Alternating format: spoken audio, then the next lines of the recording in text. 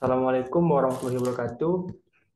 Baiklah, selamat siang semuanya. Perkenalkan, saya Dea Agung Graha dengan NIM C1C020063.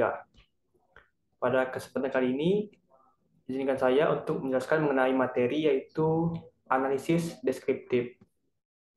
Baik, langsung saja kita masuk ke pembahasannya itu ada pengertian penelitian deskriptif, kemudian langkah-langkah dalam penelitian deskriptif, jenis-jenis penelitian deskriptif, macam-macam penelitian deskriptif, dan terakhir itu kelebihan serta kelemahan penelitian deskriptif.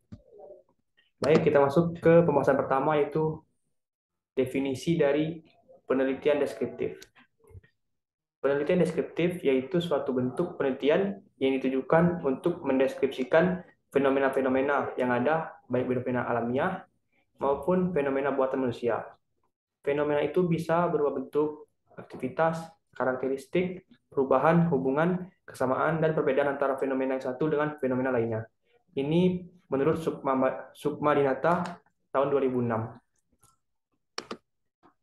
Kemudian kita masuk ke langkah-langkah dalam penelitian deskriptif. Pertama, langkahnya itu mengidentifikasi adanya permasalahan yang signifikan untuk dipecahkan melalui metode deskriptif. Kemudian, membatasi dan merumuskan permasalahan secara jelas, menentukan tujuan dan manfaat penelitian, melakukan studi pustaka yang berkaitan dengan permasalahan, kemudian menentukan kerangka berpikir dan pertanyaan penelitian dan atau hipotesis penelitian. Kemudian mendesain metode penelitian yang hendak digunakan, termasuk dalam hal ini menentukan populasi, sampel, teknik sampling, menentukan instrumen pengumpul data, dan menganalisis data. Kemudian itu mengumpulkan, mengorganisasi, dan menganalisis data dengan menggunakan teknik statistika yang relevan. Dan terakhir itu membuat laporan penelitian. Kemudian kita masuk ke jenis-jenis penelitian deskriptif. Di sini menurut Pak Burhan tahun 2004 dalam bukunya pada halaman 448 sampai 465 menjelaskan beberapa jenis penelitian deskriptif yaitu pertama ada studi kasus. Studi kasus yaitu suatu penyelidikan intensif tentang individu atau unit sosial yang dilakukan secara mendalam dengan menemukan semua variabel penting tentang perkembangan individu atau unit sosial yang diteliti. Kemudian jenis kedua itu survei. Survei itu studi pengumpulan data yang relatif terbatas dari kasus-kasus yang relatif besar jumlahnya. Tujuannya untuk mengumpulkan informasi tentang variabel dan bukan tentang individu. Kemudian kita masuk ke studi perkembangan. Studi ini merupakan penelitian yang dilakukan untuk memperoleh informasi yang dapat dipercaya bagaimana sifat-sifat anak pada berbagai usia. Kemudian kita masuk ke studi tidak lanjut, yakni studi yang menyelidiki perkembangan subjek setelah diberi perlakuan atau kondisi tertentu atau mengalami kondisi tertentu. Kemudian kita masuk ke analisis dokumenter.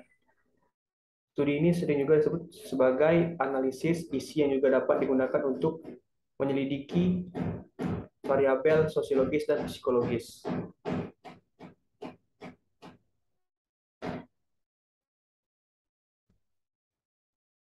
Terus salah.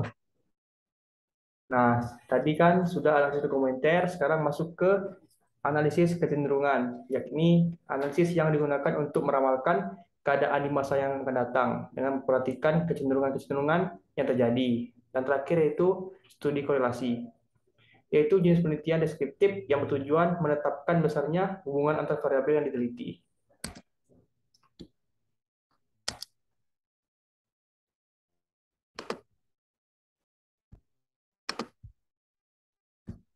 Kemudian kita masuk ke macam-macam penelitian deskriptif. Ada empat macam penelitian deskriptif. Pertama, penelitian laporan dari self-report research, kemudian studi perkembangan atau development study, kemudian studi kelanjutan atau follow-up study, dan terakhir itu studi sosiometrik atau sociometric study. Kita masuk ke kelebihan dan kelemahan penelitian deskriptif. Kelebihannya yaitu metode ini banyak disukai di berbagai bidang penyelidikan. Kemudian relatif mudah dilaksanakan, dan terakhir itu tidak membutuhkan kelompok kontrol atau pembanding. Sedangkan kekurangannya itu kesalahan memilih metode, kesalahan metode yang timbul karena salah menggunakannya. Kemudian, penelitian ini memberikan informasi yang terbatas tentang pengaruh variabel-variabel yang diteliti. Ketiga, yaitu umumnya hasil penelitian hanya berlaku saat ini saja dan sudah tidak dapat relevan lagi di masa yang akan datang. Terakhir, dari kelemahannya yaitu dituntut ketajaman berpikir dalam menjelaskan fenomena. Baik, sekian presentasi dari saya. Saya tutup. Wassalamualaikum warahmatullahi wabarakatuh.